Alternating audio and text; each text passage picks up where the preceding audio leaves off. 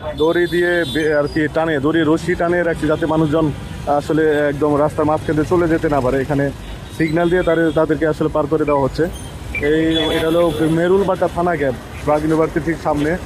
এখানে আপনি সবসময় দেখবেন যে হিউজ পরিমাণ অনেক লোক পারাবার হয়, যার ধরনের দেখেন আপনার যে অনেক লোক পার হওয়ার কারণে এখানে গাড়ির গতি একদম স্লো হয়ে যায়, তার সবসময় একটা জ্যাম লেগে থাকে। এই জন্য আমরা চিন্তা ভাবনা করছি দড়ি দিয়ে বেঁধে দিচ্ছি, যেখানে কিছু কিছু লোক এক জায়গায় জড়ো করে তারপর সিগন্যাল দিয়ে তারপর এদেরকে পার করে দেওয়া হচ্ছে।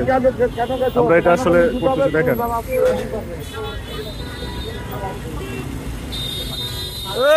ধরে দেন সিগন্যাল দেন ধরে দেন, টান দেন যান। এই দেখেন, দেখতে পাচ্ছেন কত লোক, দেখেন একসাথে পথচারী অনেকগুলা। এইভাবে নিজেদের নিরাপত্তাটাও আছে, সেই সাথে এখানে রাস্তা গাড়িগুলো সুশৃঙ্খল। আর তা না হয় এইভাবে আসলে একজন করে গেলে গাড়ির গতিটাও স্লো থাকে, যখন তখন একটা দুর্ঘটনা করতে পারে, এমনকি রাস্তায় জ্যামও লেগে যায়। এই জন্য আপনারা এখানে যারা রাস্তা পারাপার হন, বিশেষ করে মেরুলবাড্ডা প্রাগ ইউনিভার্সিটি ঠিক সামনে, আপনারা একটু ধৈর্য ধরে একটু দাঁড়াবেন। আমরা এখানে লোক আছে, আপনাদেরকে ট্রাফিক সিগন্যাল দিয়ে আপনাদেরকে সুন্দর করে নিরাপত্তার সহিত পার করে দিবে।